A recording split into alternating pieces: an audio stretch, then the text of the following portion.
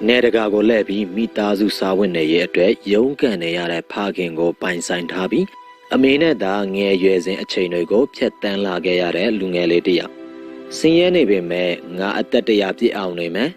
ဒေါ်လာ3သိန်းပိုင်ဆိုင်အောင်လုပ်မယ်ဆိုတဲ့ဘဝရည်ရွယ်ချက်ထားရှိခဲ့တဲ့လူငယ်တစ်ယောက်ကကဘာပေါ်မှာအချမ်းသာဆုံးလူတစ်ယောက်ဖြစ်လာခဲ့ပါတယ်နောက်ပြီးတော့မှလူမှုကူညီရေးပရဟိတလုပ်ငန်းတွေကိုအများကြီးလှုပ်ဆောင်နိုင်ခဲ့တဲ့အပြင် University of Chicago ဖြစ်လာနိုင်ဖို့ဒေါ်လာ6သိန်းယခုလက်ရှိတန်ဖိုးနဲ့ဆိုရင်ဒေါ်လာတန်း256ကိုလူနိုင်ခဲ့တဲ့လူသမိုင်းမှာအချမ်းသာဆုံးစီးပွားရေးသမားကြီး Rockefeller ကအောင်မြင်တိုးတက်ခြင်းတဲ့လူငယ်တွေအတွက်လိုက်နာတဲ့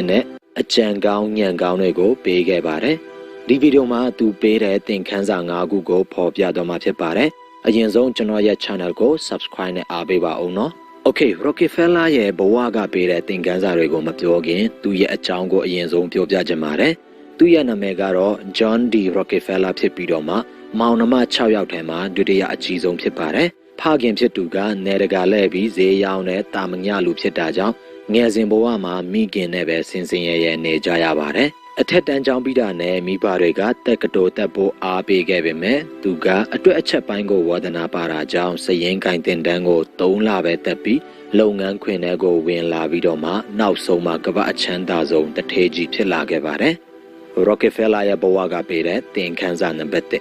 အချိန်တိုင်းတာတစ်ခုအတွင်းကြမ်းတမ်းပြီးခက်ခဲတဲ့အောက်ခြေသိမ်းအလုပ်တွေကိုလုပ်ဖို့မရှက်ပါနဲ့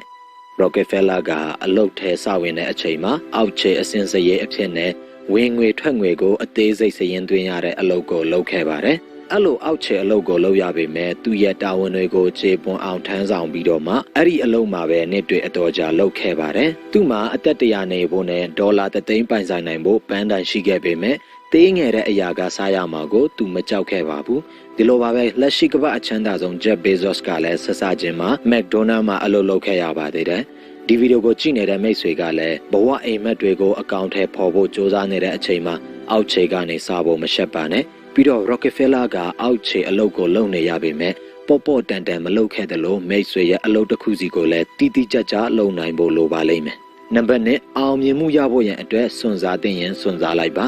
Rockefeller ကအောက်ခြေကနေစတင်ခဲ့ပေမဲ့လှုပ်ရဲကန်ရဲကောင်းတာကြောင့်ယာထူတိုးခံခဲ့ရပါတယ်။နောက်ပြီးတော့သူ့တငယ်ချင်းနဲ့ပူးပေါင်းပြီး1859မှာကိုပိုင်လုပ်ငန်းတစ်ခုကိုစတင်တည်ထောင်ခဲ့ပါတယ်။မကြာခင်1863ခုနှစ်မှာပန်ဆယ်ဗေးနီးယားမှာလောင်စာဆီကိုလူသားတွေတူးဖော်နိုင်ခဲ့ပါတယ်။အဲ့ဒီအချိန်မှာလူတချို့ကဒီလောင်စာဆီတွေမကြာခင်ခံသွားမှာပါ။ဒီစီးပွားရေးလုပ်ငန်းနဲ့ဝင်တာဟာရေရှည်အတွက်မကောင်းဘူးဆိုပြီးမှတ်ချက်ချခဲ့ကြပါတယ်။ဒါပေမဲ့ Rockefeller ကသူ့ရဲ့လုပ်ဖော်ကိုင်ဘက်တွေနဲ့လောင်စာဆီလုပ်ငန်းတွေကိုခြေစုံပြစ်ဝင်လာပြီးအခြားသူတွေရေနံစီကိုငင်းနဲ့တည်နေတဲ့အချိန်မှာသူတို့တွေကမီးရထားနဲ့တည်ပြီးဒုတဲ့ကြီးမားတဲ့စီပိုင်းတွေနဲ့အမေရိကန်နိုင်ငံတစ်ခုတည်းမဟုတ်ဘဲနဲ့နိုင်ငံခြားကိုပါတင်ပို့လာကြပါတယ်။ဒါပေမဲ့သူတို့လုပ်ငန်းအောင်မြင်တဲ့ထက်အောင်မြင်လာတဲ့အချိန်မှာမီးရထားပိုင်ရှင်တွေကတည်ယူပို့ဆောင်ခကိုညှိနှိုင်းမပေးနိုင်တာကြောင့်ရေနံကိုပိုက်လိုင်းနဲ့တည်ဖို့စ조사လှုပ်ဆောင်ခဲ့ပါတယ်။ကမ္ဘာပေါ်မှာဘယ်သူမှမလုပ်ခဲ့ဘူးတဲ့အလုပ်ဖြစ်တာကြောင့်မအောင်မြင်ခဲ့ဘူးဆိုရင်သူ့ရဲ့ငွေတွေအားလုံးရှုံးပြီးတထေးဘဝကနေ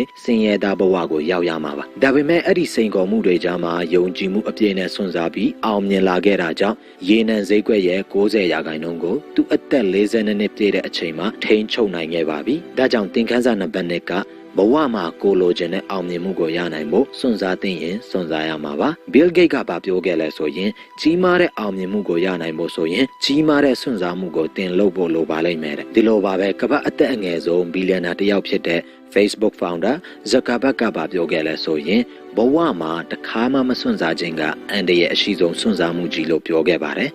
နံပါတ်3အရာအားလုံးကိုတင်တယောက်တည်းမသိနိုင်တဲ့အတွက်ကျွမ်းကျင်သူတွေရဲ့အကူအညီကိုရယူပါလူတိုင်းလိုအခြားအရာတွေထက်ကိုကျင်လည်ရာလုပ်ငန်းခွင်မှာပို့ပြီးကျွမ်းကျင်ကြပါတယ်ဒီဗီဒီယိုကိုဒီထိကြည့်လာပြီဆိုကြတဲ့ကမိတ်ဆွေကမိမိရဲ့အသိပညာဗဟုသုတတွေကိုတိုးပွားစေခြင်းနဲ့သူဆိုတာတေးကြနေပါပြီဒါပေမဲ့လူတွေမှာအချိန်အကန့်အသတ်ငွေကြေးအကန့်အသတ်နဲ့အခြားတော့အကန့်အသတ်တွေရှိနေတာကြောင့်အရာအားလုံးကိုတောင်းစုံအောင်သိနိုင်ဖို့ဆိုတာလူတစ်ယောက်အနေနဲ့မဖြစ်နိုင်ပါဘူးRockefeller ကစီမံခန့်ခွဲမှုပိုင်းနဲ့ညှိနှိုင်းဆွေးနွေးမှုတွေလှုပ်ဆောင်တဲ့နေရာမှာလူမတူအောင်တော်နေပေမဲ့ရေနံနဲ့လောင်စာဆီကိုတိတ်ပန်နီးကျထုတ်လုပ်တဲ့နေရာမှာမကျွမ်းကျင်တာကြောင့်ကျွမ်းကျင်သူတွေရဲ့အကူအညီကိုရယူခဲ့ပါတယ် ဒီလိုပါပဲမိတ်ဆွေရဲ့လုပ်ငန်းမှာမိတ်ဆွေမကျွမ်းကျင်တဲ့အရာတစ်ခုကိုကျွမ်းကျင်တဲ့သူတွေကိုငားပြီးလှုပ်ဆောင်စေခြင်းကအချိန်ကုန်တက်တာတယ်လို့ထုတ်လုပ်မှုစွမ်းအားလည်းမြင့်တက်လာပါလိမ့်မယ်။နံပါတ်၄စီးပွားညှိနှိုင်းဆွေးနွေးမှုပညာကိုသင်ယူပါ။ Rockefeller ကိုယ်တိုင်ကပြောခဲ့လဲဆိုရင်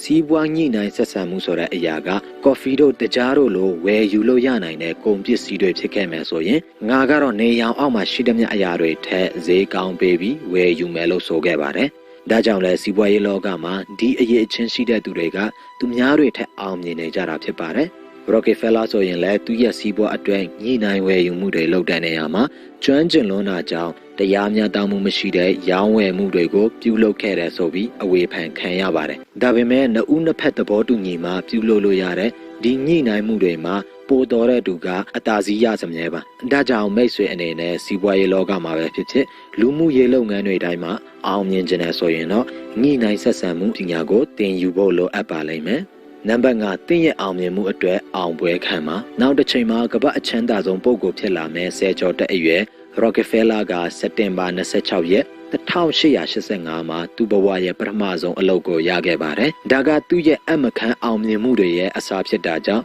ဒီစက်တင်ဘာ26ရက်နေ့ကို Rockefeller က Job Day အလုပ်နေ့အဖြစ်သတ်မှတ်ကျင်းပပြီးတော့မှသူ့ရဲ့မွေးနေ့ထက်ပိုပြီးအလေးထားခဲ့ပါတယ်။သူကိုယ်တိုင်ကပြောခဲ့လဲဆိုရင်စီးပွားရေးလောကတွေကိုကျွန်တော်ပထမဦးဆုံးဝင်လာဖို့ဒီအလုပ်တာမရခဲ့ဘူးဆိုရင်လက်ရှိအောင်မြင်မှုတွေကိုရနိုင်မယ်ဆိုတာမသေးကြပါဘူးတဲ့။ဒါကြောင့်မိတ်ဆွေလည်းအောင်မြင်မှုတွေရလာတဲ့အခါမှာအောင်ပွဲခံပျော်ရွှင်တတ်ဖို့လည်းအရေးကြီးပါတယ်။ဘာဖြစ်လို့လဲဆိုတော့အမြဲတမ်းကြီးနေတဲ့လူတယောက်အနာမှာအောင်မြင်မှုကလမ်းမပြီးရောက်လာရင်တော့မှကြာမနေနိုင်ပဲပြန်ထွက်သွားတတ်လို့ပါ။ Okay ဘဝမှာအောင်မြင်ဖို့ Rockefeller ရဲ့အောင်မြင်မှုသင်ခန်းစာတွေကိုပြန်ကြည့်လိုက်ရအောင်။တစ်အောင်မြင်မှုကိုရဖို့အချိန်အတိုင်းအတာတစ်ခုအတွင်းကြမ်းတမ်းပြီးခက်ခဲတဲ့အောက်ခြေသိမ်းအလုပ်တွေကိုလုပ်ဖို့မရှက်ပါနဲ့။နံပါတ်2အောင်မြင်မှုရဖို့စွန့်စားသင့်ရင်စွန့်စားလိုက်ပါမစွန့်စားဘဲနေခြင်းကတင်းရဲ့ဘဝတိုးတက်မှုအတွက်ပိုပြီးအန္တရာယ်ရှိပါတယ်နံပါတ်3အရာအားလုံးကိုတင်တယောက်တည်းမသိနိုင်တဲ့အတွက်ကျွမ်းကျင်သူတွေရဲ့အကူအညီကိုရယူပါနံပါတ်4စီးပွားညှိနှိုင်းဆက်ဆံမှုပညာကိုသင်ယူပါနံပါတ်5တင်းရဲ့အောင်မြင်မှုတွေအတွက်ကျင့်တတ်မှုအပြည့်နဲ့အောင်ပွဲခံဖို့မမေ့ပါနဲ့ဒါကတော့ Rockefeller ရဲ့ဘဝကနေကျွန်တော်သင်ယူခဲ့ရတဲ့အကြောင်းအရာတွေပဲဖြစ်ပါတယ်မိတ်ဆွေအနေနဲ့ကြိုက်နေတဲ့တက်ဆိုရင်ပြန် share ပေးဖို့နဲ့ subscribe လုပ်ပေးဖို့တောင်းဆိုပါတယ်မိတ်ဆွေများအားလုံးကျန်းမာချမ်းသာကြပါစေ